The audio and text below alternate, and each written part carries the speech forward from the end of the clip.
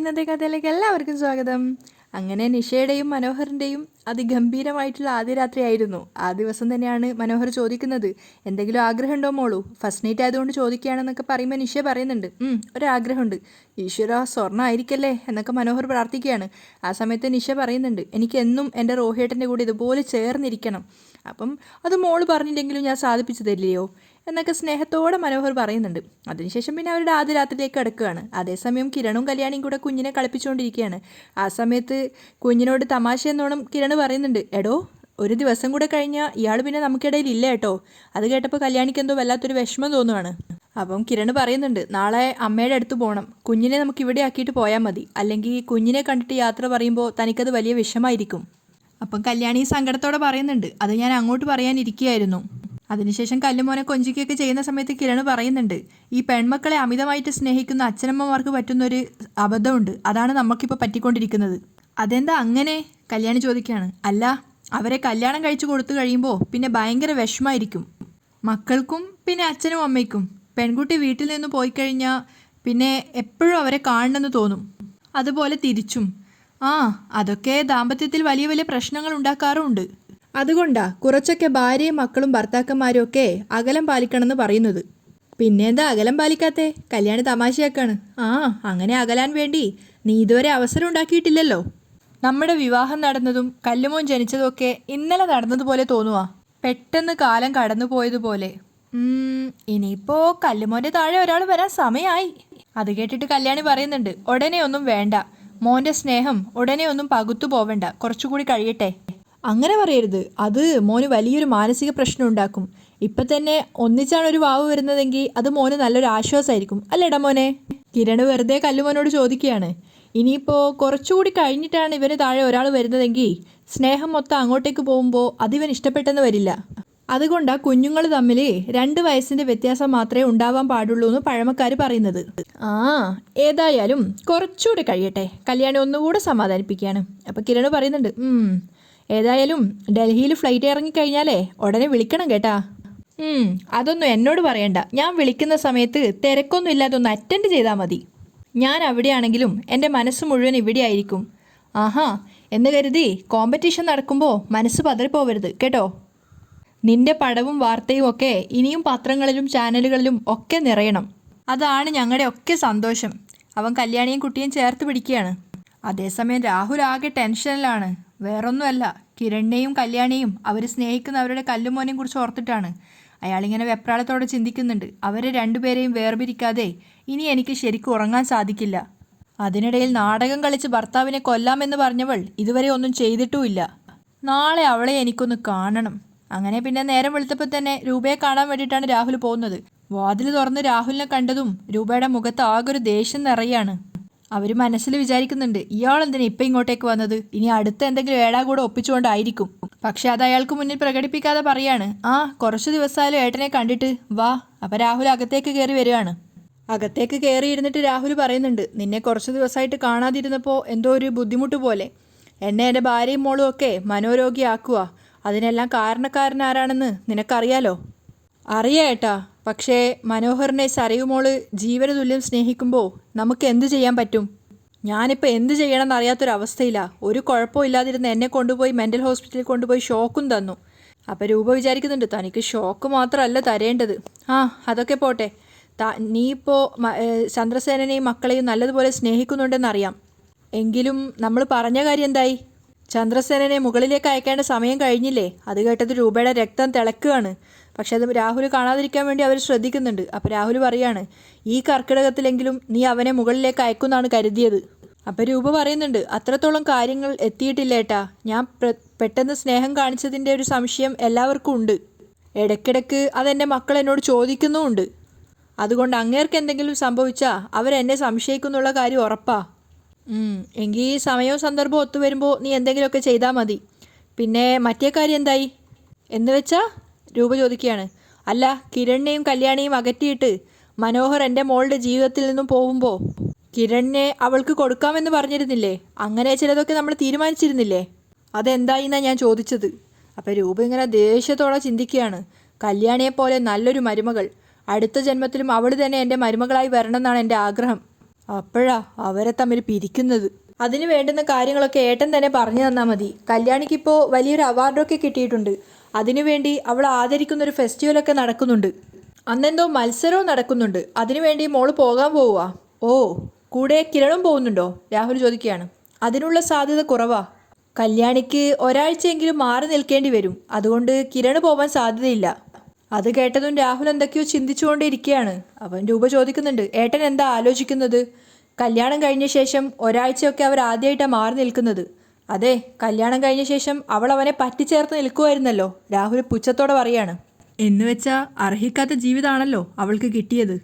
നമ്മുടെ ക്യാൻറ്റീനിലെ പാലുമായിട്ട് വന്നവള് പിന്നീട് ക്യാൻറ്റീനിലെ ഒരു ജീവനക്കാരി. അങ്ങനെയല്ലേ കിരണിൻ്റെ മനസ്സവൾ കവർന്നത്? അതെ, അതിലെനിക്കും വിഷമമുണ്ട്. രൂപ അയാളെ സപ്പോർട്ട് ചെയ്യാണ്. ആ വിഷമമൊക്കെ നമുക്ക് മാറ്റിയെടുക്കാം. നീ എൻ്റെ ഒപ്പം നിന്നാൽ മാത്രം മതി. ഞാൻ എപ്പോഴും ഏട്ടൻ്റെ കൂടെ ഉണ്ടല്ലോ. എന്താണെന്നറിയില്ല, ഷാരിക്ക് പോലും ഇപ്പോഴെന്നോട് വെറുപ്പാ. നീ അടുത്തില്ലാത്തത് കൊണ്ട് ഒരു സമാധാനം കിട്ടുന്നില്ല. അപ്പോൾ രൂപ ചിന്തിക്കുന്നുണ്ട്, ഈ ദുഷ്ടൻ ഇനി ഇവിടെയെങ്ങാൻ വന്ന് നിൽക്കുമോ? അപ്പോൾ രാഹുൽ പറയാണ്, ചില നേരത്തെ ഞാൻ ചിന്തിക്കാറുണ്ട് ഇങ്ങോട്ടെങ്ങാനും വന്ന് നിന്നാലോ എന്ന്. അത് കേട്ടത് രൂപ ശരിക്കും ഞെട്ടുകയാണ്. പിന്നെ ആ ചന്ദ്രസേനനും മക്കളും മരുമക്കളും ഒക്കെ ഇവിടെ ഏതു നേരവും വന്നും പോയിക്കൊണ്ടിരിക്കുകയല്ലേ. അതാ ഞാൻ വരാത്തത്. അത് കേട്ടത് രൂപയ്ക്ക് സമാധാനമായി. അതാ ഞാൻ ഏട്ടനെ വിളിക്കാത്തത്. ഏതായാലും ഇപ്പം നീ എനിക്ക് കുടിക്കാൻ എന്തെങ്കിലും എടുക്ക്. നിന്റെ കൈകൊണ്ടൊരു ചായയെങ്കിലും കുടിച്ചിട്ട് കുറച്ച് ദിവസമായില്ലേ. രൂപ ചായ എടുക്കാൻ പോകുന്ന സമയത്ത് രാഹുൽ ചിന്തിക്കുന്നുണ്ട്, അപ്പോൾ ഒരാഴ്ച അവൾ ഇവിടെ കാണില്ല. ആ ഒരാഴ്ച എനിക്ക് ദൈവം തന്ന സമയമാണ്. അത് പരമാവധി പ്രയോജനപ്പെടുത്തണം. നേരം വെളുത്തതും മനോഹർ ഉറക്കം ഞെട്ടി എഴുന്നേറ്റിട്ട് ചുറ്റിലും നോക്കുന്നുണ്ടായിരുന്നു. തൻ്റെ ആദ്യ രാത്രി കഴിഞ്ഞ ഓർമ്മയിൽ മനോഹർ ഇങ്ങനെ പുഞ്ചിരിച്ചിരിക്കുകയാണ്. അങ്ങനെ ഒരുത്തി കൂടി എല്ലാ അർത്ഥത്തിലും എൻ്റെ ഭാര്യയായി. അപ്പോഴാണ് അങ്ങോട്ടേക്ക് ചായയുമായിട്ട് നിഷ കയറി വരുന്നത്. നാണത്തോടെ നിഷ കയറി വരികയാണ്. നിഷയെ കണ്ടപ്പോൾ ആദ്യമൊന്നും കൗശലത്തോടു കൂടി മനോഹർ ചിരിക്കുകയാണെങ്കിലും പെട്ടെന്ന് അവനൊരു അടവ് മാറ്റുകയാണ്. പൊട്ടി പൊട്ടി കരയാണ്. അപ്പം നിഷ വേഗത്തിൽ വന്നിട്ട് ചോദിക്കുന്നുണ്ട്, എന്താ റോഹിയേട്ടാ, എന്തിനാ കരയുന്നേ? കഴിഞ്ഞു കാണും. എന്ത്? എൻ്റെ മാമൻ്റെ അടക്കം. അപ്പോഴേക്കും നിഷ സ്നേഹത്തോടെ മനോഹറിൻ്റെ അരികിൽ ഇരിക്കുകയാണ്. അപ്പോൾ മനോഹർ കഥ പറയുന്നുണ്ട്. ഞാൻ പറഞ്ഞല്ലോ, വയ്യാതെ കിടന്നപ്പോൾ എല്ലാവരും ഒരുപോലെ ആഗ്രഹിച്ചതാ മരിച്ചു പോയിരുന്നെങ്കിലെന്ന്. എങ്കിലും ആ കൈവെള്ളയിലാ അദ്ദേഹം നല്ല കാലത്ത് എന്നെ കൊണ്ട് നടന്നത്. എൻ്റെ അച്ഛനൊന്നും അല്ല എന്നെ കൊണ്ട് നടന്നത്, എൻ്റെ മാമനാ. ഇന്നലെ രാത്രിയിൽ മോൾക്ക് സങ്കടം വരണ്ടെന്ന് കരുതിയാ ഞാൻ സന്തോഷത്തോടെ പെരുമാറുകയൊക്കെ ചെയ്തത്. പക്ഷെ ആ സമയത്തൊക്കെ എൻ്റെ നെഞ്ച് പൊട്ടുമായിരുന്നു. അതെനിക്ക് തോന്നിയതേയില്ല. നിഷ പറയാണ്, ആരെയും വേദനിപ്പിക്കുന്നത് എൻ്റെ സ്വഭാവമല്ല, അതെൻ്റെ സ്വഭാവത്തിൻ്റെ ഭാഗമായിപ്പോയി.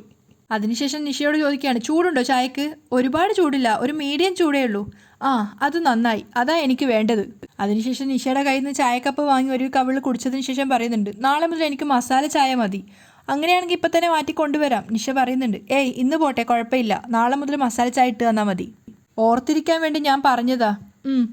എങ്കിൽ പിന്നെ നമുക്ക് രണ്ടുപേർക്ക് ഒന്ന് അവിടെ വരെ പോയാലോ? നിഷ ചോദിക്കുന്നുണ്ട്. നമുക്കല്ല, എനിക്ക് പോകണം. അപ്പോൾ ഞാൻ വരണ്ടേ? എൻ്റെ നിഷേ, നീ വന്നു കഴിഞ്ഞാൽ നമ്മുടെ കല്യാണം കഴിഞ്ഞു എന്നുള്ളത് അവരെല്ലാവരും അറിയത്തില്ലേ? ഇപ്പം എൻ്റെ അച്ഛനും അമ്മയും മാത്രമല്ലേ അറിഞ്ഞിട്ടുള്ളൂ. ഇനി എല്ലാവരും അറിഞ്ഞു കഴിഞ്ഞാൽ ഞാൻ സ്വാർത്ഥനാണെന്ന് പറയും. അമ്മാവ് മരിച്ചു കിടക്കുമ്പോൾ ഞാൻ പോയി പെണ്ണ് കെട്ടിയെന്ന് പറയും. അത് ശരിയാ. എനിക്കിന്ന് റോഹിയേട്ടനോടൊപ്പം പുറത്തേക്കൊക്കെ ഒന്ന് പോകണം എന്നുണ്ടായിരുന്നു.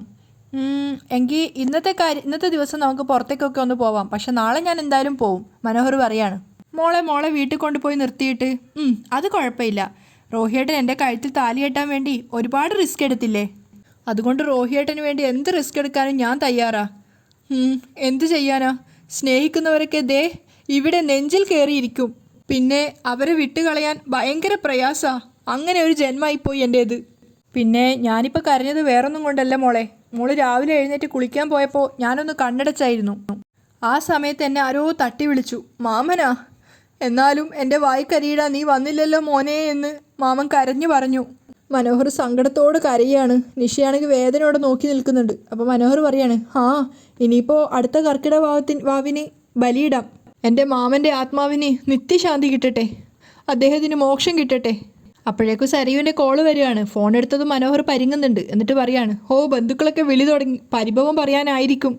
ഒരു മിനിറ്റ് എന്നും പറഞ്ഞുകൊണ്ട് ഫോണും കൊണ്ട് താഴേക്ക് വരികയാണ്. ആ സമയത്ത് നിഷ വിചാരിക്കുന്നുണ്ട്, പാവം മാമനെ അത്രയേറെ സ്നേഹിച്ചതായിരിക്കും.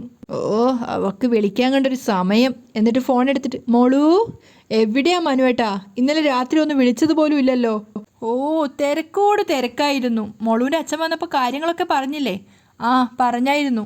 രാത്രി വന്നവന്മാരെയൊക്കെ സൽക്കരിക്കേണ്ടി വന്നു. അവന്മാരെയൊക്കെ ഒന്ന് സന്തോഷിപ്പിച്ച് വിട്ടേയുള്ളൂ.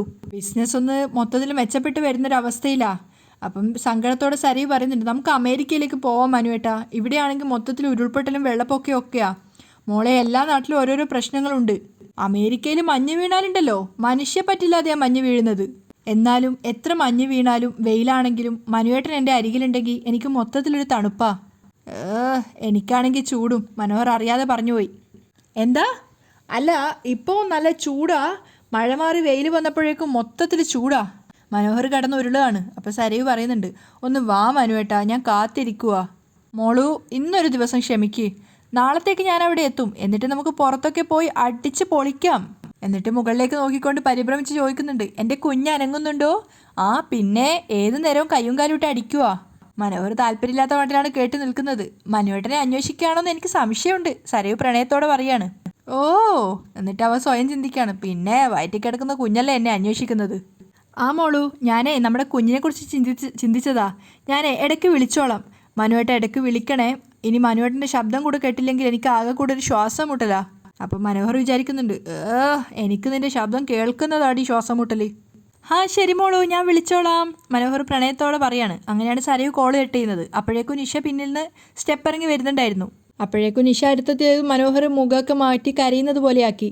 മാമൻ്റെ മോളാ വിളിച്ചത്. മരിക്കുന്നതിന് തൊട്ട് മുമ്പും ചോദിച്ചത് ഞാൻ വന്നില്ലേന്നത്രേ. ആ സമയത്ത് നിഷ പറയുന്നുണ്ട്, റോഹിയേട്ടൻ്റെ കാര്യം ഞാൻ ആലോചിക്കുക.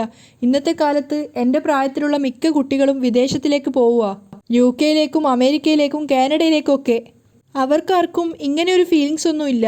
അപ്പോൾ മനോഹർ പറയുന്നുണ്ട്, അങ്ങനെ ഒരു ചുറ്റുവട്ടത്തിലാണ് ഞാൻ ജനിച്ചതും വളർന്നതും ഒക്കെ. ഞാൻ പറഞ്ഞില്ലേ, ഈ മാമനെ എന്നെ സ്കൂളിലേക്കൊക്കെ കൊണ്ടുപോയിക്കൊണ്ടിരുന്നത്. ഒരു 5ാം ക്ലാസ് വരെ മാമൻ്റെ കൈപിടിച്ചാണ് ഞാൻ നടന്നതൊക്കെ. പിന്നെ ഇന്നത്തെ തലമുറേൻ്റെ കാര്യമൊന്നും എന്നോട് പറയണ്ട. ഞാൻ അമേരിക്കയിലും ജപ്പാനിലും ഒക്കെ പോകുന്നുണ്ടെങ്കിലും എൻ്റെ ഫസ്റ്റ് പ്രിഫറൻസ് കേരളം തന്നെയാണ്. അവിടുന്ന് കുറച്ച് സമ്പാദിച്ചിട്ട് നമ്മളിങ്ങ് പോരും ഇവിടെ സ്ഥിര താമസമാക്കാൻ. അപ്പം നിഷ പറയുന്നുണ്ട്, എനിക്ക് പക്ഷേ ആ നാടിനോടാ ഇഷ്ടം. നോ നോ നോ നോ, അങ്ങനെ പറയരുത്. നമ്മുടെ നാടിനെ പോലെ നല്ലൊരു നാട് ഈ ലോകത്തിൽ എവിടെയും ഇല്ല. അപ്പം നിഷ പറയുന്നുണ്ട്, ഇവിടെ ഇപ്പോൾ ജീവിക്കാൻ അത്ര കൊള്ളില്ല രോഹിയേട്ടാ, മൊത്തത്തിൽ പ്രശ്നങ്ങളാ. അപ്പം നിഷയെ ചേർത്ത് പിടിച്ചിട്ട് മനോഹർ പറയാണ്, എൻ്റെ മോളെ, പ്രശ്നങ്ങളില്ലാത്ത നാടില്ല. അതൊക്കെ വെച്ച് നോക്കുമ്പോൾ ഇവിടെ സ്വർഗ്ഗമല്ലേ. അത് കഴിഞ്ഞപ്പോൾ മനോഹർ വിഷയം മാറ്റുകയാണ്. മോളല്ലേ പറഞ്ഞ നമുക്ക് പുറത്തേക്ക് പർച്ചേസിന് പോകണമെന്ന്. അതുകൊണ്ട് മോള് പോയി പെട്ടെന്ന് റെഡിയാവും. അപ്പോഴേക്കും ഞാനും മാറ്റാം. റോഹിയേട്ടന് കുളിക്കാൻ ചൂടുവെള്ളം വേണോ? ഹീറ്ററുണ്ടല്ലോ, അതുകൊണ്ട് കുഴപ്പമില്ല. റോഹിയേട്ടന് കഴിക്കാൻ എന്താ രാവിലെ വേണ്ടത്? മോൾ ഉണ്ടാക്കുന്നത് എന്തും. അത് കേട്ടത് നിഷ പറയുന്നുണ്ട്, അതിന് എനിക്കൊന്നും ഉണ്ടാക്കാൻ അറിയില്ല.